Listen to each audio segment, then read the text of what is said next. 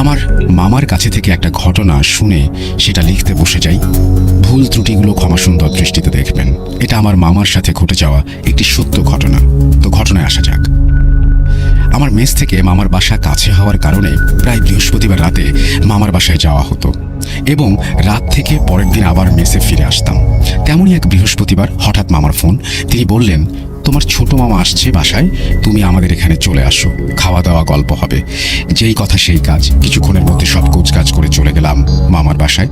ছোট মামা, মেজো মামা আর আমি বসে গল্প করছি, আর মামি রান্না করছে কিচেনে। তখন কথায় কথায় ভৌতিক বিষয়ক কথা উঠে আসলো।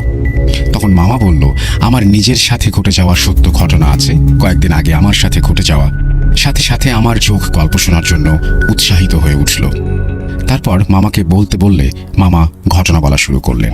আমি তার মতো করে বলার চেষ্টা করছি। অলৌকিক নাকি অন্য কিছু জানি না, তবে ওই রাতটার কথা সারা জীবন মনে থাকবে। বছর তিনেক আগের ঘটনা। 250 বেড হাসপাতাল, খুলনা মেডিকেল কলেজ থেকে সোনাডাঙ্গার দিকে আসছিলাম বাইকে করে। পথিমধ্যে রওশনারা ক্লিনিকের কিছু আগে ঘটেছিল ঘটনাটি। বাইকের স্পিড 30 কিলোমিটার হবে হয়তো। আমি বাইক চালাচ্ছিলাম এবং পেছনে এক স্যার ছিল। আমরা কথা বলছিলাম আর বাইক চালাচ্ছিলাম। সন্ধ্যা 7টা কি 7:30টার দিকে হবে সময়টা। শীতের সময় রাস্তা প্রায় ফাঁকা বললেই চলে। চারিদিকে শুনশান আর কুয়াশার চাদর দিয়ে ঘেরা। অনেক দূরে দূরে একটা রোড লাইট টিপ টিপ করে জ্বলছে। কুয়াশার চাদর ভেদ করে কোনো মতে আলো রাস্তায় এসে পড়ছে। হঠাৎ করেই ডিভাইডারের ওপর থেকে একটি কুকুর লাফিয়ে পড়লো বাইকের সামনে। স্যারও বলে উঠল, কুকুর। আমিও দিব্যি দেখলাম একটি কুকুর লাফিয়েই পড়লো। আমি হাইড্রোলিক এবং পায়ের ব্রেক চেপে গাড়ি স্টপ করে দিলাম। পিছন থেকে স্যার হুমড়ি খেয়ে আমার উপরে পড়লো আর হেলমেটের সাথে আঘাত লেগে তার চশমাটা ফেটে গেল। ভাগ্যিস পেছনে কোনো চলন্ত গাড়ি ছিল না, তাই বড় ধরনের কোনো দুর্ঘটনা হয়নি। আমি বাইক থেকে নেমে কুকুর খুঁজতে লাগলাম। কুকুর তো বাইকের সামনেই পড়লো এবং আমি নিশ্চিত ছিলাম যে কুকুর হয়তো বড় ধরনের কোনো আঘাত পেয়েছে। কিন্তু আজব ব্যাপার, রাস্তার মাঝে বা আশেপাশে কোনো কুকুর নেই। আর কুকুরটা এমন জায়গায় লাফ দিয়ে পড়েছিল, শিওর ছিলাম যে কোনো আঘাত পেয়েছে। সো তাড়াতাড়ি উঠে দৌড়ে চলে যাব, সেরকম হওয়ারও কোনো সম্ভাবনা নেই। স্যারও কুকুরটাকে খুঁজতে লাগলো এবং জিজ্ঞাসু দৃষ্টিতে আমার দিকে তাকালো। হঠাৎ রাস্তার পাশে এক বৃদ্ধ বয়স্ক চাচার ডাক শুনতে পেলাম। আমাকে বলল, বাবা, কি খোঁজো? যা খোঁজো তা তো পাবে না। আমি বললাম, চাচা, একটা কুকুর লাফিয়ে পড়লো বাইকের সামনে, কিন্তু কি হলো বুঝতে পারলাম না কিছু। কুকুর গেল কই আর দেখতে পাচ্ছি না। বয়স্ক চাচা একটু মুচকে এসে বললেন, বাবা, ভাগ্যিস তোমার বড় ধরনের কোনো ক্ষতি হয়নি। তুমি আল্লাহর নাম করতে করতে বাড়ি যাও, বড় ধরনের ক্ষতির হাত থেকে বেঁচে গেছো। আমি হতভম্ব হয়ে কুকুর খুঁজতেই লাগলাম। চাচা বলল, তুমি কুকুর খুঁজেই পাবে না। ওটা কুকুর ছিল না। মাঝে মাঝে এমন অনেকেই এখানে অনেক কিছু দেখে। চাচার কথাবার্তা কেমন অদ্ভুত আর গম্ভীর লাগছিল। তাই আমি কথা না বাড়িয়ে বাইক স্টার্ট দিয়ে চলে আসলাম। কিন্তু ভয় মনের মধ্যে ঢুকে গেছে মারাত্মকভাবে। বাইক চালাতে পারছি না, হাত পা কাঁপছে, ভয়ের আভাস শিরা দিয়ে বয়ে চলেছে। শরীর দিয়ে এই শীতের রাতেও ঘাম ঝরছে। স্যার আমার অবস্থা বুঝতে পেরে নিজেকে সামলে আমাকে সাহস দিতে লাগলো, কিন্তু আমি নিজেও সেই বিশাল আকারের ভয় পেয়েছি। এরপর সৃষ্টিকর্তার নাম নিতে নিতে বাসায় পৌঁছালাম।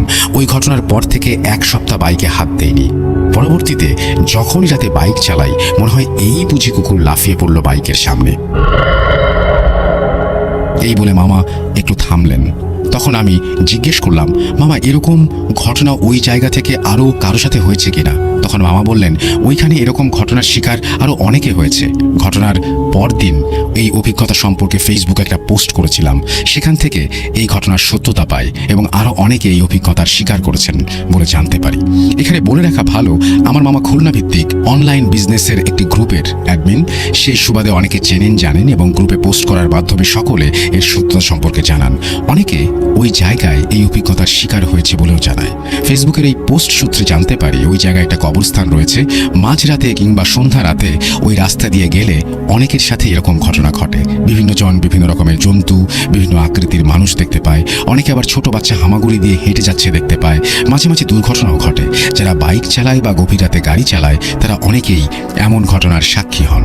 এই ছিল মামার সাথে ঘটে যাওয়া সম্পূর্ণ সত্য ঘটনা। সত্যতা প্রমাণে রাসেল ভাই দরকার হলে পোস্টের লিঙ্ক দেব, কমেন্ট পড়লে বুঝতে পারবেন। এর সত্যটি লিসেনদের পড়ে শোনালে খুব খুশি হব এবং পরবর্তীতে ঘটনা পাঠাতে উৎসাহিত হব। সামনে আমাদের ডিপ্লোমা ইঞ্জিনিয়ারিং ফাইনাল পরীক্ষা। অ্যাডমিট কার্ড নেওয়ার জন্য কলেজে যাই। কলেজ থেকে অ্যাডমিট কার্ড নিয়ে বের হব, তখনই আমার খুব পুরনো একটা বন্ধুর সাথে দেখা হয়। দুজনে কলেজ থেকে অ্যাডমিট কার্ড নিয়ে গল্প করতে করতে যাচ্ছিলাম।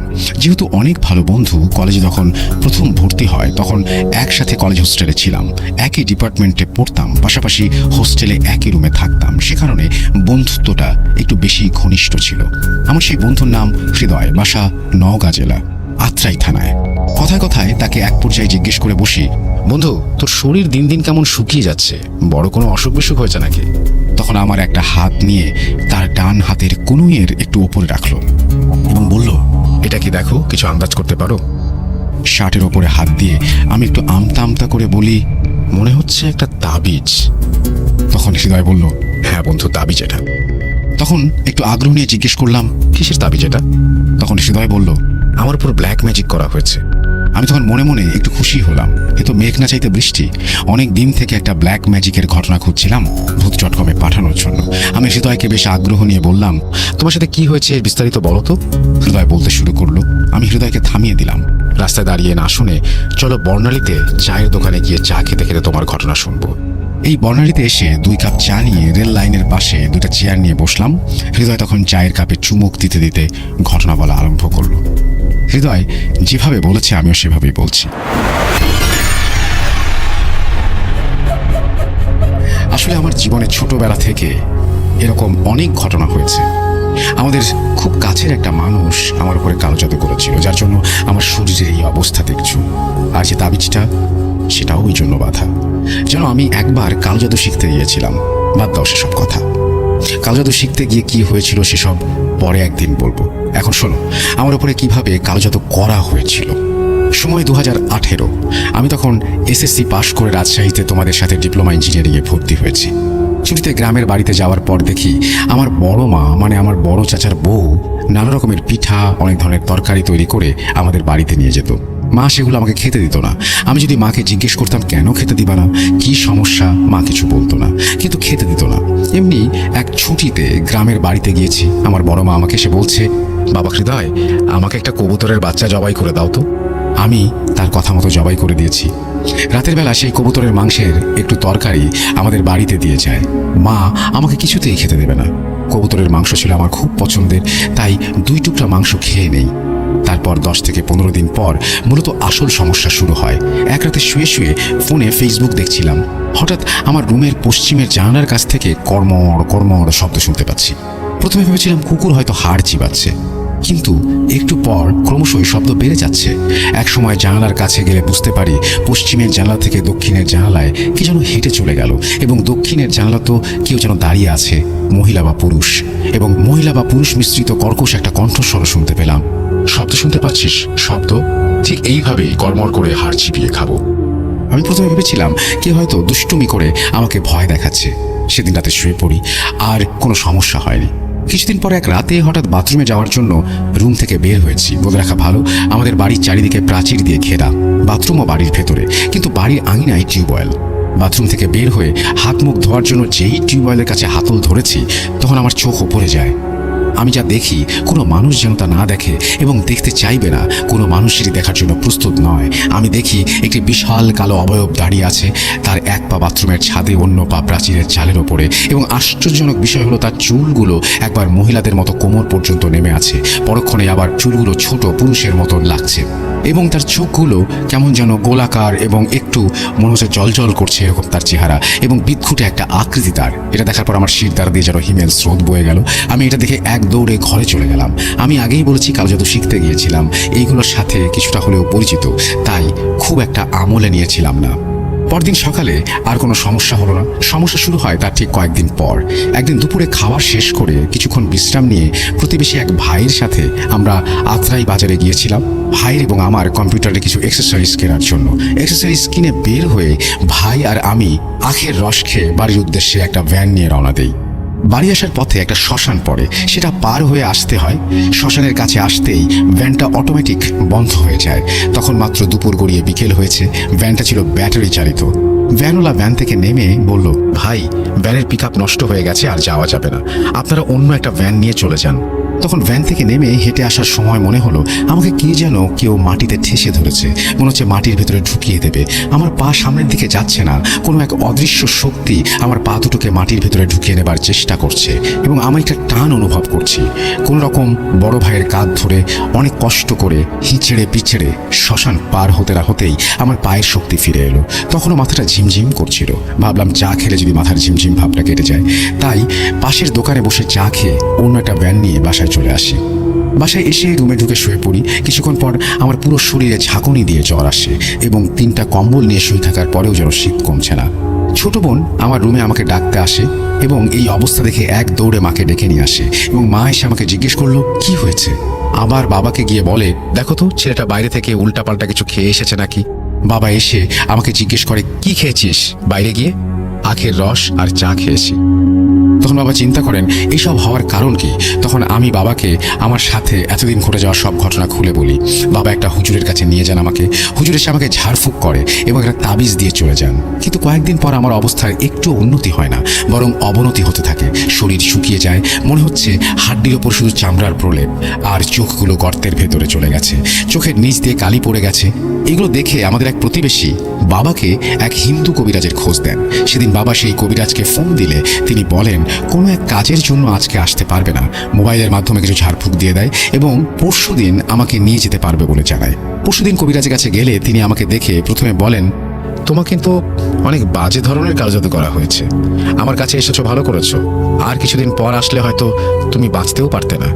তোমাকে নিয়ে আজ আসনে বসবো। বাবাকে কিছু টাকা দিতে বলেন, যেটা দিয়ে কিছু জিনিস কিনতে হবে। আসনে বসে কবিরাজ যা বলেন সেটা শুনে আমার বাবা মা অবাক হয়ে যায়।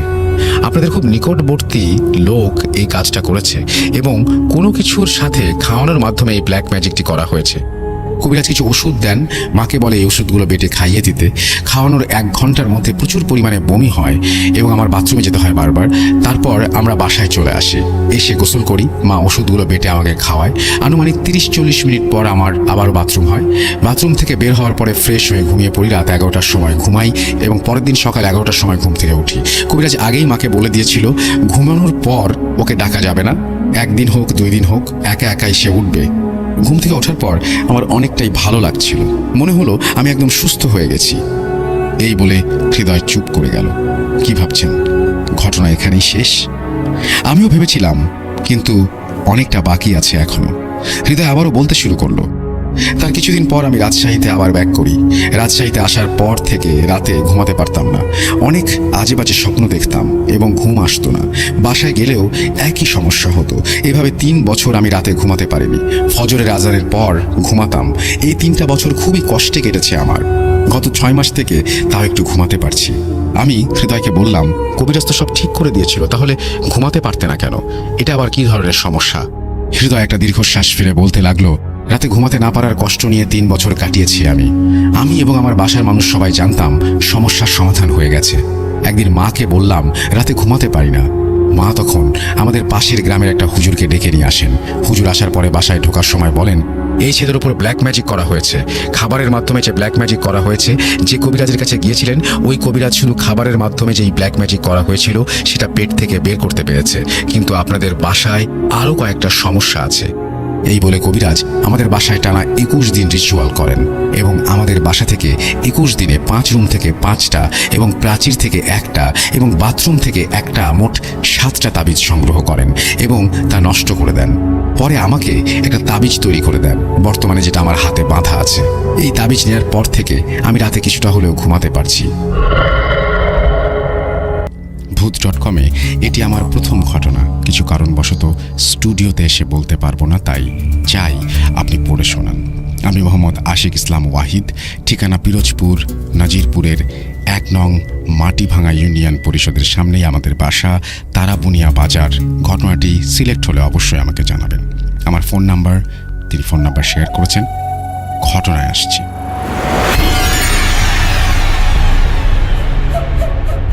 2016 সালের ডিসেম্বর মাসের শেষের দিকে, তখন শীতকাল। শহরের তুলনায় গ্রামে অনেক আগেই শীত পড়ে যায়। প্রতি বছরের ন্যায় ওই বছরও হাতে ব্যাট নিয়ে চলে যাই ব্যাডমিন্টন খেলতে উত্তর পূর্ব বানিয়ারি স্কুল মাঠে। আমাদের বাজার থেকে স্কুল মাঠের দূরত্ব প্রায় 1 কিলোমিটার। হেঁটে যেতে প্রায় সময় লাগে 10 মিনিটের মতো। প্রতিদিন রাতে 8টা থেকে 11টা পর্যন্ত ব্যাডমিন্টন খেলে বাসায় ফিরে আসতাম। আগে বলে রাখি, স্কুল মাঠে শুধু আমি একাই বাজার থেকে ওখানে খেলতে যেতাম, একাই ফিরে আসতাম। বাজারে ব্যাডমিন্টন মাঠের সিনিয়ররা খেলতো বলে ওখানে খেলতে যেতাম না।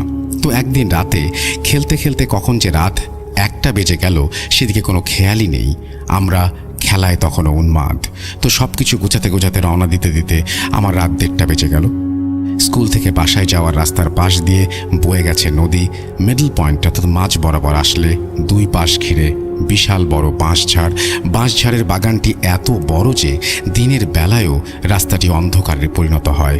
দেখতে এমন লাগতো যে প্রকৃতির অপরূপ ছায়া দাঁড়িয়ে আছে, কিন্তু কে জানতো যে এক রাতে এই প্রকৃতি আমাদের জীবনের কাল হয়ে দাঁড়াবে। তো বাঁশঝাড় পেরিয়ে সামনে কিছু দূর গেলেই বাজারে ঢুকতে হলে একটি কাঠের ব্রিজ পাড়ি দিতে হয়। ব্রিজটি যে নদীতে অবস্থিত, এই নদীটি বলেশ্বর নদী এবং এটি একটি ঐতিহাসিক নদী এবং এখন মরা নদী বলেশ্বর বলেই ডাকা ভালো। রাত 1:30টার দিকে রওনা দিলাম বাসায়। 10 মিনিটের রাস্তা। মোবাইলের টর্চ জ্বালিয়ে মিউজিক লাউড স্পিকার দিয়ে হাঁটছি। শীতের ঘন কুয়াশা, 5 থেকে 10 হাতের পরে আর কিছু দেখা যায় না। ঘুটঘুটে অন্ধকার আর ঘন কুয়াশায় একা হাঁটছি। হাঁটতে হাঁটতে যখনই বাঁশঝাড়ের কাছে আসলাম, অন্ধকার যেন তার প্রাণ ফিরে পেল। এত শীতের ভেতরে কোত্থেকে মৃদু গরম বাতাস আর কানে ফিসফিস করে শরীরে হাওয়া দিয়ে গেল। আর মনে হলো মাছ বাজারে আছি। মাছের এত পটকা গন্ধ নাকের ভেতরে আসছিল, যেন নাক বন্ধ করে ফেলি। হালকা টর্চের আলোয় হঠাৎ দেখতে পেলাম ডান পাশের বাগান দিয়ে 3টি মানুষের মতো অবয়ব আমার পাশ দিয়ে হেঁটে আমার সামনে এসে দাঁড়ালো। যা দেখতে পেলাম সেটা দেখার জন্য আমি মোটেও প্রস্তুত ছিলাম না। দেখলাম 3জন মানুষরূপী অবয়ব 2টি বিড়াল ও একটি কুকুরে পরিণত হলো। ওদের মুখগুলো দেখতে এমন দেখাচ্ছিল যেন অন্য গ্রহের কোনো প্রাণী, এবং হিংস্র এমন ভাব আমি জন্মেও দেখিনি। চোখগুলো যেন একদম রক্তলাল আর রাগান্বিত চোখে যেন আমার দিকে তাকিয়ে আছে। ঘন কুয়াশার আলোতে যেটুকু দেখেছি আমি ভয়ে শিউরে উঠেছি। এক পর্যায়ে ভয়ে পাশ দিয়ে হেঁটে যাব, তখনই আমাকে বাধা দিচ্ছে, যেন আমাকে সামনে দিয়ে যেতেই দিবে না। নিস্তব্ধ রাত আর ঝিঝি পোকার ডাক, এবং সেই চোখগুলো আমার দিকে তাকিয়ে আছে, সাথে সেই বিশ্রী গন্ধ আর দম আটকে ফেলা সেই অনুভব। কতক্ষণ সেখানে দাঁড়িয়েছিলাম নিজেও জানি না। এক হাত পাও নড়তে পারছিলাম না। এত ঠান্ডাতেও ঘেমে একাকার আমার শরীর। কেমন যেন আমার কাছে অন্যরকম লাগছিল এবং আমি আমার শরীরের সমস্ত নিয়ন্ত্রণ হারিয়ে ফেলছিলাম। চোখ বন্ধ করে শুধুমাত্র উপরওয়ালাকে স্মরণ করছিলাম, কারণ এতক্ষণে বুঝে গিয়েছিলাম যেটা আমার সাথে ঘটছে এটা স্বাভাবিক কিছু নয়। যেটুকু সূরা আয়াত মনে ছিল সেগুলো আমার মুখে আসছে না। আমি যেন বাক শক্তি হারিয়ে ফেলেছি। মনে মনে আল্লাহ বলে এক লাফে ওদের মাথার ওপর দিয়ে দৌড় দিলাম। কিছুক্ষণ যেতে না যেতেই আমার পা কাজ করছিল না। মনে হচ্ছিল পেছন থেকে কয়েকজন মিলে আমাকে টেনে ধরেছে। ভারী কণ্ঠে কয়েকজন কর্কশ গলায় যেন আওয়াজ করে বলছে, কেন আমাদের ঘুম ভাঙালি? এই কথা শোনার পরে আমি আর নিজেকে ধরে রাখতে পারছিলাম না। পেছন ফিরে দেখবো সেই সাহস নেই। ভয় যেন আমাকে চেপে বসেছে। প্রকৃতির এই অন্ধকারে নিজেকে খুব অসহায় বোধ করছিলাম। মুখে শুধু একটাই নাম, আল্লাহ আল্লাহ বলে চিৎকার করতে করতে দৌড়াচ্ছি। আর পেছন থেকে শুনতে পাচ্ছি গোঙানি আর বড় বড় নিঃশ্বাস, যেন 1000 বছর ধরে শিকার করেনি হিংস্র প্রাণী আমাকে শিকার করবে আজ। কতক্ষণ দৌড়েছি তা আমি জানি না। 10 মিনিটের পথ যেন শেষই হচ্ছে না। এদিকে দৌড়াতে দৌড়াতে কিসের সাথে যেন ধাক্কা খেয়ে রাস্তায় পড়ে গেলাম। উঠতে যাব, দেখি ডান পা মচকে গিয়েছে, ব্যথায় টনটন করছে। কোনোভাবে এক পায়ে দাঁড়িয়ে যেই না হাঁটা দেব, তখন আবারও কর্কশ গলায় কানে ফিসফিস করে কেউ বলছে, শেষ করে ফেলবো আজ তোকে। কি করব বুঝতে পারছি না। চিৎকারও দিতে পারছি না মুখ দিয়ে কোনো আওয়াজ বের করতে। ভয়ে শরীর শিউরে উঠছে। কোনোভাবে এক পা নিয়ে ল্যাং মেরে দৌড়াচ্ছি আর ওপরওয়ালার কাছে প্রার্থনা করছি। কতক্ষণ দৌড়েছি জানি না, কত ঘন্টা দৌড়েছি জানি না। অবশেষে সেই কাঠের ব্রিজের দেখা পেলাম। ততক্ষণে আমার মনে কিছু স্বস্তির দেখা মিলল। ব্যথা পা নিয়ে আস্তে আস্তে ব্রিজ পাড়ি দিলাম। কিছু দূর যেয়ে হালকা আওয়াজ শুনতে পেলাম। সেই কর্কশ গলা, সেই কণ্ঠস্বর ফিসফিস করে আমাকে বলছে আমি নাকি আজকের জন্য বেঁচে গেছি। ব্রিজ পাড়ি দিয়ে বাজারের ভেতরে আসলাম। আস্তে করে ব্যথা পা নিয়ে আমি আর দৌড়াতে পারছিলাম না। বাজারে কুকুরগুলো আমাকে দেখে ঘেউ ঘেউ করে ডাকতে শুরু করলো। আমি এগুলো আর নিতে পারছিলাম না। কোনোভাবে বাড়ির দরজা পর্যন্ত গেলাম। মা জানতো সবসময় রাতে দেরি করে আসি, এই জন্য দরজা খোলা রাখতো। কোনোভাবে ঘরে ঢুকে দরজা লাগিয়ে ভয়ে না খেয়ে শুয়ে পড়লাম। তখন ঘড়িতে দেখি 4টা বেজে গেছে। শুয়ে শুয়ে চিন্তা করছিলাম এটা আমার সাথে কি হলো, কেনই বা হলো। 2.5 ঘন্টা সময় ধরে আমি কোথায় ছিলাম? সেই 1:30টা বাজে রওনা দিয়েছি। ভয়ে ভয়ে কোনো মতে রাতটুকু পার করলাম। সকালে কোনোভাবেই বিছানা থেকে উঠতে পারছিলাম না, ভীষণ জ্বর, পা মচকানো। বাড়িতে ডাক্তার নিয়ে আসা হলো, ব্যথার ইঞ্জেকশনও দেওয়া হলো, জ্বরের ঔষধ দেওয়া হলো। জানতে চাইলে আমি বলি খেলতে গিয়ে পা মচকে গেছে। এরপর টানা 10 দিন 7টি ইঞ্জেকশন ও ওষুধ খাওয়ার পরে কিছুটা সুস্থ হলাম। ওই দিন রাতে কি হয়েছিল বিষয়টি আমি কাউকে জানাইনি। পরে আমাদের গ্রামের এক হুজুরের কাছে বিষয়টি খুলে বললাম। প্রসঙ্গত কারণে হুজুরের নামটি বলছি না। তিনি আমাকে জানালেন ওরা অনেক পুরনো খারাপ জিন, তোমার কপাল ভালো যে তুমি বেঁচে ফিরেছ।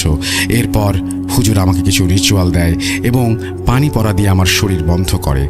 এরপর কিছুদিন সুস্থ থাকলে আলহামদুলিল্লাহ আমি সুস্থ হয়ে উঠি। তারপরে আমি কোনোদিন স্কুলের মাঠে ব্যাডমিন্টন খেলতে যাইনি।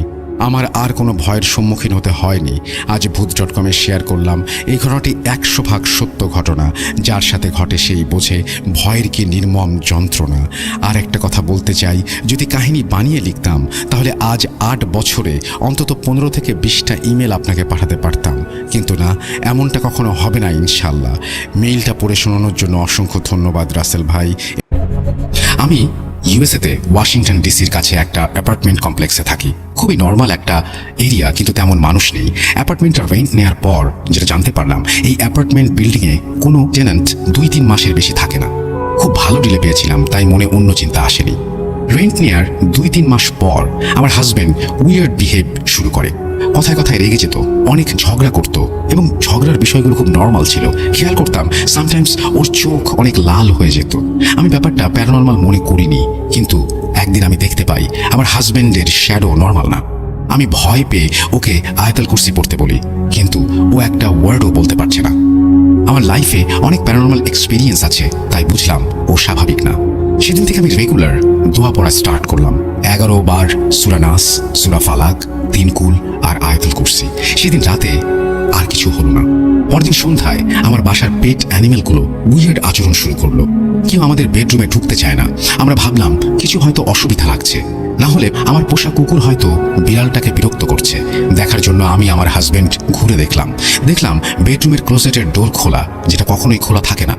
বন্ধ করতে সামনে আগাতে গেলেই হঠাৎ করে একটা দমকা বাতাস ক্লোজেট থেকে বেডরুমের ডোর দিয়ে বের হয়ে গেল। আমার পোষা কুকুর অনেক ডাকাডাকি শুরু করলো, থামাতেই পারছি না। দোয়া পড়ে ঘুমাতে গেলাম। ওই দিন রাতে আমার আর ঘুম আসলো না। সেলফোনে দেখলাম ঠিক রাত 3টা।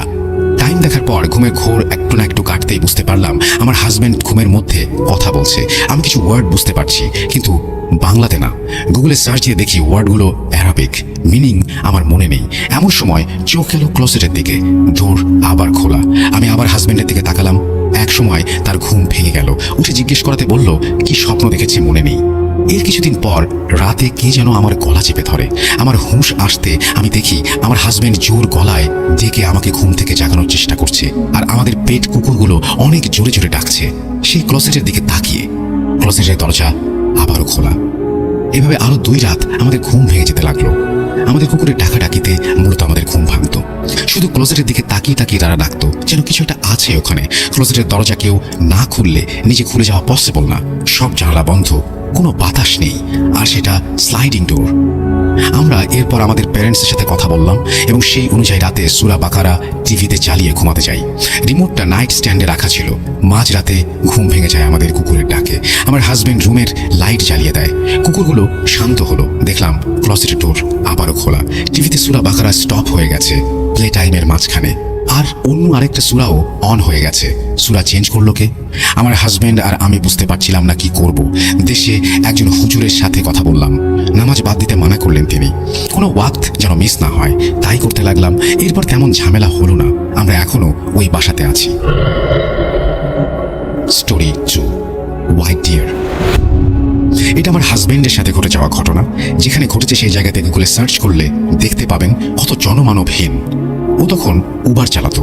একদিন রাতে কাজ শেষ করে বাসায় আসার সময় ওর গাড়ির সাথে কিছু একটা ধাক্কা খায়। সেই ডেন্ট এখনো আছে ওর গাড়িতে। ধাক্কা লাগার সময় ও শুধু বুঝতে পারে যে কিছু একটা বাড়ি খেলো গাড়ির সাথে।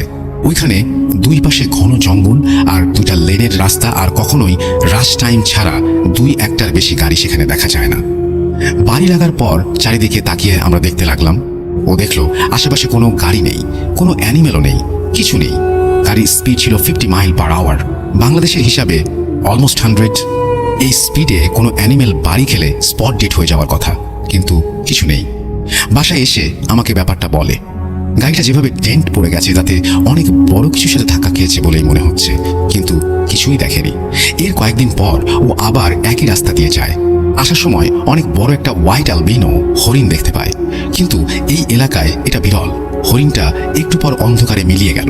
সার্চ করে জানতে পারলাম এই এলাকাতে রেড ইন্ডিয়ানরা নানান রকমের পূজা আর অনুষ্ঠান করত, আর সেই সাদা হরিণ তাদের বিশ্বাস মতে হলো পবিত্র আত্মা।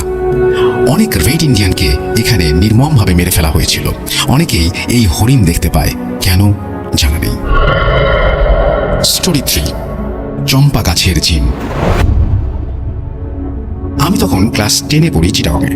আমার বাবা বড় সরকারি কর্মকর্তা ছিলেন, তাই আমরা ওনার অফিস থেকে বরাদ্দ পাওয়া বাংলোতে থাকতাম। বাংলোটা ছিল একদম পাহাড়ের ওপর। ওই পুরো এলাকাতেই প্যারানর্মাল প্রবলেম ছিল। এখানে শুধু একটা বাংলোর এক্সপিরিয়েন্স বলছি। বাংলোটা শিফট হওয়ার পর দেখলাম রাতে ওই এলাকায় অনেক অন্ধকার হয়ে যায়, তাই বাংলোর চারিদিকে লাইট চালানো থাকতো। রাতে শিয়াল বারান্দায় ঘোরাঘুরি করত। পাহাড়ের ঢালে শিয়ালরা বাসা বেঁধে থাকতো। কোনো প্রবলেম হচ্ছিল না তেমন, ভালোই লাগতো।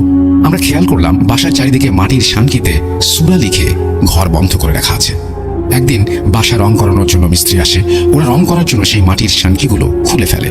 ঘটনা ওই দিন সন্ধ্যায় লোডশেডিং শুরু হয়। গরমকাল ছিল, তাই কারেন্ট চলে যাওয়ার পর রুমের বাইরে বারান্দায় বাতাস খেতে বের হলাম। আমার তখন চুল খোলা। বারান্দায় এক কোনায় বিশাল বড় চম্পা গাছ, বাতাসে মিষ্টি ফুলের গন্ধ, ভালোই লাগছিল। আমি চম্পা গাছের ডালের নিচে গিয়ে দাঁড়ালাম। হঠাৎ করে কেউ আমার ওপর বালি ছুঁড়ে মারল। হ্যাঁ, বালি, কয়েক মুঠো বালি হবে। বালুর মতো মনে হলেও ছোট ছোট অনেক পাথর একসাথে পড়ার কারণে শব্দ হলো। আমি চিৎকার দিয়ে উঠলাম। শুনে আমার বাবা মা ছুটে আসলেন। চম্পা গাছে তখন যেন ঝড় চলছে, আর অন্য কোনো গাছে একটি পাতাও নড়ছে না। আমাকে তাড়াতাড়ি ঘরে ঢুকানো হলো। পরদিন 4 জন হুজুর আসলেন আর ঘর বন্ধ করে দিলেন। চম্পা গাছ গজার পেরেক মারা হলো, অন্য বড় গাছগুলোতেও পেরেক মেরে দেওয়া হলো। তারপর কয়েকদিন শুধু ওই চম্পা গাছটা নড়ত। হুজুর জানালেন এই এলাকায় জিন থাকে এবং অনেক জিনের উপদ্রব। এই মাটির সানকিগুলো খুলে ফেলার কারণেই এরকম সমস্যা শুরু হয়েছে, আর এগুলো খুলে ফেলার কারণেই জিনরা বাসার কাছেও আসতে পারছে। আমাকে একা চুল না বেঁধে, মাথায় কাপড় না দিয়ে ঘর থেকে বের হতে মানা করে দিলেন। জানতে পারলাম ওই জায়গায় কেউ রাতে একা চলাফেরা করে না। আমরা নতুন এসেছি আর ভয় পাবো বলে আমাদের জানান নাই ওনারা। এর কয়েকদিন পর আমি আব্বা বারান্দায় দাঁড়িয়েছিলাম। দেখলাম দূরে একটা গাছের ডাল কেউ যেন একা একা নাড়াচ্ছে, যেন একটা অবয়ব দেখা যাচ্ছে সেখানে। মনে হলো সে লাফ দিল, এমন আওয়াজ হলো। দেখলাম কালো অবয়বটা একটু নিচে নেমে আসছে। আমরা দেখতে পাচ্ছি তার চোখ গোল গোল কালো সবুজ। সে গলায় ভর দিয়ে গাছের ডালে দোল খাচ্ছে, সামনে আর পেছনে, পেছনে আর সামনে, সামনে আর পেছনে। আপু বললেন আওয়াজ না করতে। আমি চুপ থাকলাম, ভয় না পাওয়ার চেষ্টা করলাম। আমি আর আব্বু দাঁড়িয়ে দেখছি, সে ঝুলছে, দোল খাচ্ছে, আমরা নড়ছি না। একটু পর সেই অবয়বটা মিলিয়ে গেল। আমরা ফিরে আসলাম। অন্য সময় হলে একসময় আমি ভয় পেতাম, এইসব ঘটনা যেন নিত্যদিনের সঙ্গী হয়ে গেল। আসসালামু আলাইকুম রাফা ভাই, আশা করি আপনি সবসময় ভালো দলে আছেন এবং ভালো দলেই থাকবেন। তো অনেকদিন যাবৎ বুদ্ধ.com-এ কিছু ঘটনা পাঠিয়েছি যেগুলো হয়তো বা সিলেক্ট করা হয়নি বা প্রচারযোগ্য হয়নি, তাই সেগুলো প্রচার হয়নি। কিন্তু যাই হোক রাসেল ভাই, ভালোবাসার জায়গা থেকে হলো আজকে আবারও একটা ঘটনা পাঠাচ্ছি। ঘটনাটি ঘটে গেছে আমার বড় মামার সাথে। তো আমার মামার সাথে যে ঘটনাটি ঘটে গেছে সেটাকে আমি আজকে আপনাদের সামনে বলবো। তো আমি মোহাম্মদ হৃদয় আহমেদ ইয়ামিন নরসিংদী থেকে বলছি। তো ঘটনাটা যেটা হয়েছে রাসেল ভাই, সেটা হচ্ছে আমার বড় মামা আমাদের নানাবাড়ির যে গ্রামটা, সেখানে মাছ ধরায় খুব পারদর্শী ছিল বলতে আমার বড় মামা এখন আর এই পৃথিবীতে নেই। এই ঘটনার পর্যায়ক্রমে তিনি একটা সময় এই দুনিয়া থেকে আমাদের ছেড়ে চলে যায়। তো ঘটনাটা যেটা ঘটেছে আর কি, উনি বর্ষাকালে মাছ ধরার জন্য আমাদের নানাবাড়ির যে গ্রামটা, সেখানে প্রচুর একটা হট্টগোল তৈরি হয়। মানে গ্রামের সবাই আর কি তখন মাছ নিয়ে বিভিন্ন ভাবে, কেউ জাল, কেউ শলা, কেউ যেটা জাতীয় বা কেউ বলন জাতীয় বিভিন্ন মাছ ধরার জিনিসগুলো দিয়ে মাছ শিকার করে থাকে যেটা। তো আমার মামা তখনকার সময় খুব ভালো মাছ ধরতে পারতো, মানে মাছ ধরার জন্য খুব পটু ছিল। তো যেটা হয় আর কি, আমার মামা বর্ষার সময় মাছ ধরতে গেলে মানে দিনের বেলা তো এমনিতে জাল টাল দিয়ে যাই মাছ ধরতো, কিন্তু রাতের বেলা উনি যেই যেটা বা যে শোলা জাতীয় জিনিসগুলো হয় ওগুলো দিয়ে আর কি টর্চ লাইট দিয়ে এই মাছগুলো ধরতো। শুকনো দিয়ে হেঁটে হেঁটে আর কি পাড়ের সাইডে যেই মাছগুলো আসতো পানিতে, তো ওগুলোকে আর কি লাইট দিয়ে দেখে দেখে সেগুলো ধরতো বা শিকার করতো। তো যেটা হয় আর কি রাসেল ভাই, যে এমনই কোনো এক বর্ষার দিন ছিল, তো খুব বড় পানি ছিল। তো তখনকার সময়টা আমার ঠিক খেয়াল নেই, মানে সেটা হয়তো বা আমি খুব ছোট ছিলাম ওই সময়।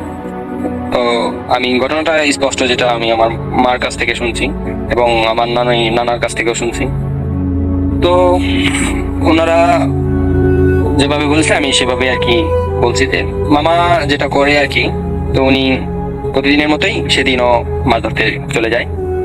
তো মাছ ধরতে চলে যায় বলতে একটা জল আর হাতে একটা টর্চ লাইট এন্ড একটা বাজারের থলে যেটাতে মাছ রাখবে। তো এগুলো নিয়ে আর কি উনি গ্রামের পথে হাঁটা শুরু করলেন এবং গ্রামের পথের দু পাশেই পানি পর্বত। তো ওই পানিতে আর কি মাছগুলো দেখা যেত টর্চ লাইট মারার পর।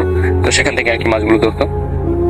তো যেটা হয় আর কি, একটা সময় দলবদ্ধ ভাবে অনেকে আর কি মাছ ধরে, এই যেমন 5 হাত 10 হাত দূর দূর এইভাবে একজনের পর একজন মাছ ধরতে ধরতে যায়। তো আমার মামা আর কি এইভাবে হাঁটতে হাঁটতে গ্রামের প্রায় শেষ মাথা পর্যন্ত চলে আসে। তো মামা বেশ ভালোই মাছ পেয়েছিল। তো সেদিনটা আকাশে চাঁদ ছিল। তো মামা যেটা ভাবলো যে রাস্তার ওই পাশে মানে রাস্তাটার মাঝখান দিয়ে আর কি রাসেল ভাই একটু খালি জায়গা যেখানে আর কি মাটি ছিল না, ওইটাকে আর কি আমাদের গ্রামের ওই নানাবাড়ি যে গ্রামটা ছিল ওইখানে আর কি ভাঙতি নামে পরিচিত ওই জায়গাটার নাম। তো ওই জায়গাটাতে সচরাচর অনেকের সাথে অনেক ঘটনা ঘটেছে। তো ওই জায়গাটা পাস করতে গেলে আপনার মনে করেন 7 থেকে 8 হাত এতটুকু আর কি জায়গা গেট। তো ওইখানে পানি আছে, মানে আপনার গলা গলা থেকে বুক পানি পর্যন্ত। তো আমার মামা যেটা করলো আর কি কাপড় চাপড় সব খুলে উনি ওই পাশে চলে গেলেন এবং ওই পাশে যাওয়ার পর মানে উনি এরকম একটা সিদ্ধান্ত নিয়ে গেলেন যে ওই পাশে তো কেউ যাবে না, তো আমি যদি যাই ওইদিকে রাস্তাতে বেশ ভালো মাছ পাওয়ার সম্ভাবনা আছে। তো যেটা হয় আর কি, আমার মামা রাস্তার ওই পাশে চলে যাওয়ার পর উনি ওই দিকে গিয়ে টর্চ লাইট দিয়ে আর কি মাছ ধরছিলেন এবং ধরতে ধরতে বেশ খানিকটা সময় পার হয়ে যায় এবং উনি সেই মাছ ধরা জিনিসটা খেয়াল করছিলেন। তো ওনার সময়ের দিকে তেমন একটা খেয়াল ছিল না। তো উনি যেহেতু 9টা সাড়ে 9টার দিকে বের হয়েছিলেন, তো প্রায় 2-1.5 ঘন্টার মতো সময় পার হয়ে যায় এবং প্রায় 10টা বা সাড়ে 10টা 11টার মতো সময় হয়ে যায়। তো উনি একটা সময় যেটা করেন আর কি, উনি দেখলেন যে উনি অন্য একটা গ্রামে চলে আসছে আর কি। তো সেই গ্রামটাতে একটা বেশ ভালো হন্টেড প্লেস ছিল, যেটা বেশ কিছুটা আগের সময়কার মানুষেরা আর কি যেভাবে জানতো বা সেই জায়গাটা, সেটাকে বাঘমারার পুল বলা হয়। তো সেই বাঘমারার পুলের কাছাকাছি চলে আসে। তো মামা দেখলো ওনার যে বাজারের ব্যাগটা ছিল, যে থলেটা ছিল, সেটা প্রায় অর্ধেকের মতো পড়ে গেছে মাছ শিকার করতে করতে। অনেক সময় ভালোই মাছ পেয়েছে, অনেক সময় যেহেতু মাছগুলো উঠছিল মামা। তো মামা যেটা করলো আর কি, উনি এই ভাবলো যে এই পুল পর্যন্ত যাবে, তারপর উনি বাসার দিকে ব্যাক করবে। তো উনি যতই পুলের দিকে আগাচ্ছিল, তো উনি আস্তে আস্তে একটা শব্দ শুনতে পাচ্ছে, মানে একটা ছোট্ট বাচ্চা, মানে একবারে ছোট্ট একটা বাচ্চা যেভাবে কাঁদে, তো সেভাবে কাঁদছিল একটা বাচ্চা এরকম। তো উনি প্রথমে ভাবলো যে এত শুনশান জায়গায় মানে এই বাচ্চার কান্না কোথা থেকে আসবে। উনি যেটা আর কি করলো, উনি আস্তে আস্তে সেই বাগমারা পুলের দিকে আস্তে আস্তে এগোতে লাগলো এবং একটা সময় বাচ্চার কান্নাটা অনেকটা স্পষ্ট হলো। তো উনি যেটা করলো আর কি, বাগমারা পুলের এই যে গোড়ার সাইডটা আছে, মানে পুলের নিচে থেকে মানে ঢালু একটা সাইড আছে রাস্তা থেকে, যে পুলের একটা ঢালু সাইড, তো এর ঠিক পাশেই দেখলো কিছু ঝোপঝাড়ের মতো, ওইখানে আর কি একটা থলের মতো, একটা পোটলার মতো পড়ে আছে। তো আমার মামা যেটা করলো, ওইখানে টস মারার পর দেখলো হ্যাঁ একটা থলে আছে, আর ওই থলে থেকেই বাচ্চার কান্নাটা আসছে। তো উনি এই জিনিসটা দেখার পর আর কি ভাবলো, মানে স্বাভাবিক ভাবে নিল যে এই তো শুনশান জায়গায়, মানে হয়তো বা কোনো দুষ্ট লোক এই বাচ্চাটাকে রাখতে চাচ্ছে না, বা তারা হয়তো বা বাচ্চাটাকে জন্ম দেওয়ার পর সেটাকে আর কি হয়তো বা লালন পালন করতে চাচ্ছে না, তো বিদায় এখানে বাচ্চাটাকে যেহেতু জনমানবহীন জায়গা, তো এই জায়গাতে বাচ্চাটাকে ফেলে রেখে গেছে। তো এটা ভাবার পর আমার মামা খুব একটা সেট হয় এবং উনি যেটা করে আর কি, উনি সেখান থেকে ওই বাচ্চাটার যে থলেটা ছিল ওই থলে সহই আর কি বাচ্চাটা মানে একটা পলিথিন ব্যাগের মতো করে সেই থলেতে রাখা বাচ্চাটাকে। তো মামা সেই পলিথিন ব্যাগের যেই হ্যান্ড যেই ধরার যেই সিস্টেম গুলো থাকে দেখবেন রাসেল ভাই, বড় বড় ফলের যে পলিথিন গুলো ওই রকম আর কি। তো উনি সেই পলিথিনের সাথে বাচ্চাটাকে নিলেন এবং যখন উনি আমার মামা যখন ওই বাচ্চাটাকে হাতে নিলেন ফলে সহ, এবং তখন দেখলেন যে বাচ্চাটা একদম স্টিল চুপ হয়ে গেছে, মানে কোনো প্রকার কথাবার্তা নেই আর কি, মানে কান্নার শব্দটা বন্ধ হয়ে গেছে। তো মামা এটা ভাবলেন যে আমি যেহেতু মানুষ, তো মানুষের সংস্পর্শে আসার সাথে সাথে অথবা বাচ্চাটা বুঝতে পারছে, তো বাচ্চাটা এখন শান্ত হয়ে গেছে, কান্নাকাটি বন্ধ করেছে। তো মামা আর কি বাসার দিকে হাসছিলেন এবং মামার এরকম একটা পরিকল্পনা ছিল যে যদি বাসায় মনে করেন বাচ্চাটাকে লালন পালন করতে চায় তাহলে হয়তো বা লালন পালন করবে, বা কিংবা গ্রামে যারা অনেকে আছে দু এক গ্রাম পর পর যে অনেকের বাচ্চা হয় না, ছেলে মেয়ে নেই, তো তারাও যদি চায় তাহলে তাদেরকে দিয়ে দিবে বাচ্চাটা, তারা লালন পালন করবে। তো এমন একটা পরিকল্পনা করে আমার মামা আর কি বাচ্চাটাকে বাসার দিকে নিয়ে আসছিল এবং মামারও মাছ প্রায় ধরার শেষ পর্যায়ে। তো মামা যেটা করে যে বাচ্চাটাকে নিয়ে উনি আস্তে আস্তে বাসার দিকে আসছিল। তো তেমন কোনো অস্বাভাবিক কোনো কিছু আর কি তো উনি তখন ফিল করেনি।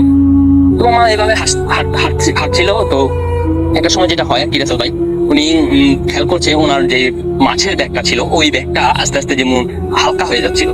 তো ওই ব্যাগটা হালকা হয়ে যাওয়ার জন্য মামা যেটা করে আর কি, মামা ভাবলো যে এই মাছের ব্যাগটা তো অনেক সময় ডান হাতে ছিল, তো হঠাৎ করে ডান হাতে যেহেতু বাচ্চাটাকে নিয়েছি আর বাম হাতে মাছের ব্যাগটা নিয়েছি, তো হয়তো বা এক হাত থেকে অন্য হাতে ব্যাগটা পরিবর্তন করার কারণে আমার হয়তো বা এরকম হালকা লাগছে। তো যেটা হয় আর কি, তো মামা এইভাবে হাঁটতে হাঁটতে আসছিল। একটা সময় উনি খেয়াল করলো যে ওই ভাঙন্তির কাছে চলে আসছে, মানে এখন ভাঙন্তিটা ক্রস করতে হবে মামার। তো মামা যেটা করলো, ভাঙন্তিটা ক্রস করার জন্য ওই বাজারের যে ব্যাগটাতে মাছ ছিল ওই ব্যাগটা নিচে রাখবো, এবং রাখার আগ মুহূর্তে উনার এরকম একটা মনে হলো যে এটা খুবই বেশি মানে হালকা হয়ে গেছে, মানে একদম খালি একটা ব্যাগ হয়ে গেছে এরকম। তো মামা যে মানে হাতে যে টর্চ লাইটটা ছিল সেই টর্চ লাইটটা আর কি জেলে সে বাজারের ব্যাগের ভিতরে যখন টর্চ লাইটটা মারলো, সেখানে দেখলো তেমন কিছু নেই, কিছু মাছের আঁশটে ছিল আর মাছের কিছু অবশিষ্ট কাঁটা এবং মাথা, মানে মাছের শরীরের কোনো মাংস বা তেমন কোনো কিছু নেই, মানে কাঁচা মাছগুলো মানে যেভাবে বেড়াল বা কিছু খেয়ে থাকে তো ওই রকম ভাবে খেয়ে ফেলা হয়েছে। তো এটা দেখে তো মামা খুব ভয় পেয়ে যায় এবং মামা ভাবতে শুরু করলো যে রাস্তাতে তো তেমন কোনো অস্বাভাবিক কিছু ঘটলো না আমার সাথে, তো এটা কি করে হলো। তো এই জিনিসটা ঘটার পর মামা যেটা করে আর কি, তো ওই বাচ্চার যেই থলেটা ছিল ওইটাও আর কি আরেক অন্য পাশে মাটিতে রাখে, মানে মামা প্রস্তুত হচ্ছিল যে ওই ভাঙতিটা মানে ওই ফাঁকা জায়গাটা পার হয়ে তারপরে উনি ওনার গ্রামের রাস্তায় হাঁটা শুরু করে। তো যেটা হয় আর কি, এই রাসেল ভাই উনি এই বাচ্চার ব্যাগটাতেও আবার পরবর্তীতে লাইফ মানে যে বাচ্চাটা দেখি ঠিকঠাক আছে নাকি, উনি বাচ্চার ব্যাগে লাইফ মারার পর উনি যেটা দেখলেন আর কি রাসেল ভাই, সেটা ছিল খুবই ভয়ঙ্কর একটা ব্যাপার, যেটা পরবর্তীতে আমি শোনার পর আমার নানির কাছ থেকে আমার মার কাছ থেকে যখন ঘটনাটা আমি শুনি রাসেল ভাই, আমি খুবই ভয় পেয়েছিলাম ঘটনাটা, যে মামা কতটা পরিমাণ ভয় পেয়েছিল যখন উনি সম্মুখে ছিল এই ঘটনাটা। তো উনি যেটা দেখে আর কি রাসেল ভাই, সেটা হচ্ছে ওইখানে কোনো বাচ্চা ছিল না, একটা কুচকুচে কালো বেড়াল ছিল, স্বাভাবিক বেড়াল যেরকম থাকে ওই রকমেরই, কিন্তু ওই বেড়ালটার কোনো নাক ছিল না রাসেল ভাই, বেড়ালটার চোখগুলো ছিল মানুষের মতো, আর ওই বেড়ালটার যেই মুখটা যেই ঠোঁটের অংশটা রাসেল ভাই, এটা মানে এত প্রশস্ত মানে এতটা প্রসার হয়েছে যে বেড়াল স্বাভাবিক বেড়ালগুলো দেখবেন যে চোখের উপর দিক দিয়ে আর কি বেড়ালের খাড়া খাড়া কানগুলো হয়, তো ওই কানের গোড়া পর্যন্ত আর কি রাসেল ভাই সেই ঠোঁট দিয়ে মিলেছে। তো এটা দেখে আমার মামা খুবই ভয় পেয়ে যায় এবং উনি যেটা করেন আর কি, হাতে থাকা যে জলটা ছিল ওই জলটা এবং হাতে থাকা লাইটটা এই দুটো নিয়ে কোনো রকমে পানিতে যাতে, তো ঝাঁপ দেওয়ার পর মামা আর কি মানে মামা ওই পানিটা ক্রস করে আর কি গ্রামের রাস্তায় উঠবে, মোটা পরিকল্পনা ছিল। তো মামা পানিতে ঝাঁপ দেওয়ার পর যেটা হয় আর কি রাসেল ভাই, উনি মানে শরীরে একদমই শক্তি পাচ্ছিলেন না, বলে এমনটা আর কি যেটা বলছে আর কি আমার মামার, যে উনি একদমই শরীরে কোনো প্রকার শক্তি পাচ্ছিলেন না। তো পরবর্তীতে যেটা আর কি আমি নিজে গেস করি যে হয়তো বা উনি যখন অতিমাত্রায় ভয় পেয়ে গেছেন, তো শরীরে মানে শক্তি বলটা ওই ভয়ের থেকে হারিয়ে ফেলছেন।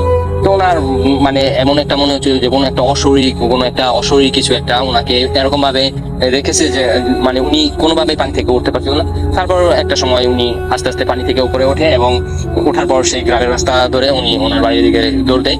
তো দৌড় দেওয়ার সময় উনি যখন পানিতে সাঁতরে আসছিল, তো এই পানিতে সাঁতরে আসার সময় আর কি ওনার যে টর্চ লাইটটা ছিল ওইটা আর কি পানি ঢুকে নষ্ট হয়ে গেছে। তো সেটা জ্বলছিল না, তো সেটা উনি পানি থেকে ওঠার পর সেই টর্চ লাইটটা ওইখানে ফেলে দেওয়ার পর উনি হাতে যে জলটা ছিল ওইটা হাতে নিয়ে আর কি ওনার বাসার দিকে দৌড় দেয়।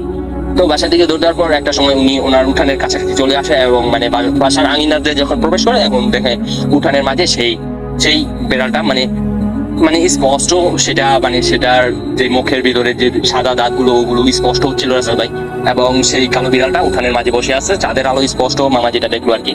তো রাতের বেলায় দেখবেন বিড়ালের চোখগুলো কিন্তু চলচল করে। তো সেটা দেখার পর মামার হাতে যে জলটা ছিল উনি আর কি হয়তো বা জীবন বাঁচানোর এরকম একটা প্রয়াসে আর কি মানে অতিমাত্রা সাহস জুগিয়ে সেই বিড়ালটাকে আর কি হিট করে বসে, সেই জলটা দিয়ে মানে আঘাত করে বসে এবং সেই বিড়ালটার শরীরে খুব বাজেভাবে সেটা লাগে এবং এটা হওয়ার পর বিড়ালটা সেই জল নিয়েই চলে যায় এবং একটা সময় যেটা হয় আর কি আমার মামা উঠানে চিৎকার দিয়ে অজ্ঞান হয়ে পড়ে যায়।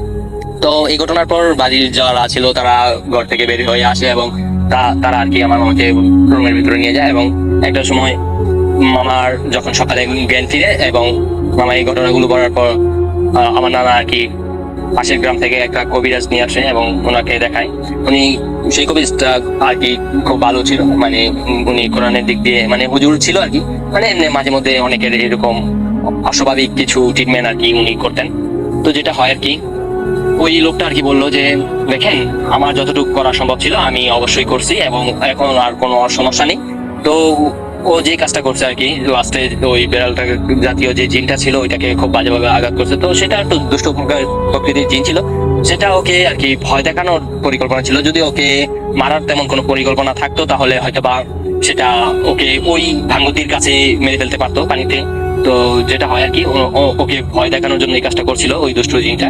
আর ওইটা ছোট্ট একটা জিন ছিল। তো ওইটার মানে ওই জিনটার পরিবার ছিল। তো ওরা নাকি ওই জিনটা যখন আপনার ছেলে এই জল দিয়ে মাছ মারার যে জলটা ছিল ওইটা দিয়ে হিট করার পর ওই জিনটা মারা যায়। তো যেটা হয় আর কি ওই জলটা আর খুঁজে পাওয়া যায় না রাসেল ভাই। তো ওই মামা এই ঘটনার পরে মানে খুব আপসেট হয়ে যায় মামা আর কি, মানে খুবই আপসেট হয়ে যায় যে মানে ওনার ভিতরে এরকম একটা ভয়, মানে স্বাভাবিকভাবে যদি কেউ গিয়া মনে করেন ওনাকে পিছন থেকে ডাক দিত তো উনি চমকে যেত এবং ভয় থাকতো সবসময়। তো একটা সময় যেটা ওই হুজুর যেটা বলে আর কি যে দেখেন ওই জিনের যে ফ্যামিলি আছে ওরা কিন্তু আপনার ছেলেকে ক্ষতি করার চেষ্টা করবে, কিন্তু আমাদের ধর্মে কিছু রীতি নেওয়া এরকম আছে হয়তো বা বিয়ের পর আর কি জিনেরা আর কি তেমন একটা অসুবিধা করতে পারে না। তো যেহেতু আপনার ছেলে বিয়ের বয়সী তো আপনার ছেলেকে বিবাহ দিয়ে দিন যত সম্ভব তাড়াতাড়ি। তো ওই হুজুরটা এরকম একটা সময় ধরে দিয়েছিল যে 4 মাসের ভিতরে যাতে আমার মামাকে বিয়ে দেওয়া হয়। তো একটা সময় ওনারা আর কি মেয়ে খুঁজছিলেন, পাত্রী খুঁজছিল আমার মামার জন্য এবং খুঁজতে খুঁজতে ঠিক 4-4.5 মাসের ভিতরে একটা পাত্রী বিয়ে হয়ে যায় এবং বিয়ের কথাবার্তি খুব পাকাপোক্ত হয়ে যাওয়ার পর এখন সেই পাত্রীর যেই বাবা ছিল তো উনি আর কি আমার নানাকে একটা গরু দেয় মানে বিয়ের আগেই যে এই গরুটা আপনার নিয়ে যান, যখন আমার মেয়েকে বিয়ের পর আপনাদের বাসায় যাবে তখন আমার মেয়ে এই গরুটাকে লালন পালন করবে, এরকম একটা কথা বলে আর কি দেওয়া হয়। তো 5 মাসের মাথায় যেটা হয় আর কি সেই গরুটা মারা যায় এবং তার 3 থেকে 4 দিন পর আমার মামাও মারা যায়। তো আমার মামা মারা যাওয়ার পর এই যেই মেয়ের সাথে আর কি আমার মামার বিয়ের ঠিক হয়েছিল সেই মেয়ের বাবার যেই ছেলে আছিল ওরা আর কি সবাই আসে এবং আসার পর একটা সময় তারাও বেশ একটা আপসেট ছিল এবং একটা সময় আমার মামার যেই কাপড়টা ছিল ওইটা সহ ওরা ওইটা টাকাটা পর্যন্ত দেয়। তো যদিও ওদের সাথে তেমন ভাবে আমাদের কোনো আত্মীয়তা হয়নি কিন্তু তারপরও ওদের সাথে আমাদের শেষ পর্যন্ত রিলেশনশিপটা অনেকটা ভালোই একটা ঘনিষ্ঠ একটা রিলেশনশিপে পরিণত হয়েছিল। তো যেটা হয় আর কি রাসেল ভাই আমার মামা তারপর আর মারা যাওয়ার পর ওই হুজুরের কাছ থেকে যখন আমার নানা এইসব ব্যাপারটা বিস্তারিত জানার চেষ্টা করছিল আর কি বেশ কিছুদিন পর। তো ওই হুজুর যেটা বলে আর কি, যে দেখেন আমি তো একটা নির্দিষ্ট সময় দিয়েছিলাম 4 মাসের ভিতরে, তো আপনারা ওই 4 মাসের ভিতরে আপনার ছেলের বিয়ে দিতে পারেন না এবং 4 মাসের বেশি সময় হয়ে গেছে। তো আপনার ছেলেকে ওই জিনের যে পরিজন আছে ওরা আর কি আপনার ছেলেকে আস্তে আস্তে ভিতর থেকে মেরে ফেলেছে। তো এই ঘটনার পর যেটা হয়, এই আমাদের নানা বাড়িতে অনেকটাই শোকের হাওয়া বয়। তো একটা সময় সবকিছু স্বাভাবিক হয়ে যায়। তো তারপর আর কোনো ঘটনা ঘটেনি আমার নানার ফ্যামিলির সাথে। রাসেল ভাই, এই ছিল আমার ঘটনাটি যদি ভালো লাগে অবশ্যই mood.com-এ শেয়ার করবেন। এবং রাসেল ভাই, আশা করি আমরা নতুন লিসেনার এবং নতুন হিসেবে যতটুকু পেরেছি গুছিয়ে বলার চেষ্টা করছি। এবং mood.com-এ অনেক যারা স্টোরি টেলার আছে, খুবই দক্ষ বা প্রিমিয়াম স্টোরি টেলার, তারা তো বেশ ভালোই ঘটনা শেয়ার করে। তো তাদের মতো করে যদি নাও বলতে পারি, কিন্তু ঘটনাটি যতটুকু পারছি রাসেল ভাই ভুল ত্রুটি ক্ষমা সুন্দর দৃষ্টিতে দেখবেন সবাইকে নিয়ে। তো বুঝি বলছি। তো সবার সাথে আন্তরিক শুভেচ্ছা, বিশেষ করে যেমন সাবিত আলম, সিফাত আলম ভাই, তারপর আপনার ভাই, বাবু ভাই, এবং একজন লোক যিনি আছে যে ওনাকে বেশি মিস করা হয়, এই রহমান। যখন দুধ.com-টা শুরু করা হয়েছিল উনি অনেক ঘটনা পাঠাতো, সেই ঘটনাগুলো আমার খুব ফেভারিট ছিল এবং খুব ভালো লাগতো। উনি যদিও খুব শর্টলি কিছু ঘটনা বলতো, কিন্তু ঘটনাগুলো খুব ভালো হতো। তো ওই রহমান ভাই, তারপর মনে করেন রোমান ভাই, যারা আছে পিয়ুষ, তানভীর, তুষার, সবাইকে mood.com-এর মানে অন্ততপক্ষে আমাদের মতো ক্ষুদ্র লিসেনারের কাছ থেকেই ভালোবাসা রইল। এবং অবশ্যই শোন দেখবো আমরা সবাই মিলে, এই জন্য আমরা অধীর আগ্রহে আছি। রাসেল ভাই, যেটা বলা ছিল ঘটনাটা আমি অবশ্যই বলছি, এবং লাস্টে কিছু বেশি কথা বললাম, যেটা অবশ্যই আপনি একটু মাইন্ড করবেন না। তো mood.com দীর্ঘজীবী হোক এবং সবসময় যাতে mood.com-এর সাথে থাকতে পারি সুস্থভাবে, রাসেল ভাইয়ের মতো সবসময় ভালো দলে থাকতে পারি। সবাই আমার জন্য দোয়া করবেন। আমি নরসিংদী থেকে। যদি ঘটনাটি ভালো লাগে তাহলে আরো কিছু ঘটনা আমি পাঠাবো। খোদা হাফেজ। প্রিয় লিসেনার, স্বাগতম ভূত এফএম ইউটিউব চ্যানেলে। এখানে আপনারা শুনতে পারবেন শিহরণ জাগানো ভূতের ভয়ানক ঘটনা ও আতঙ্কের গল্প। যদি এই ভিডিওগুলো ভালো লাগে তবে লাইক, কমেন্ট, শেয়ার করতে ভুলবেন না। ভূত এফএম-এর নতুন ভৌতিক গল্প মিস না করতে এখনই সাবস্ক্রাইব করে রাখুন ভূত এফএম। দেখা হবে অন্য কোনো দিন ভৌতিক নতুন ভিডিও নিয়ে। আর আপনাদের জীবনে যদি ঘটে যাওয়া কোনো কাহিনী শেয়ার করতে চান তাহলে আমাদের হোয়াটসঅ্যাপে যোগাযোগ করতে পারেন।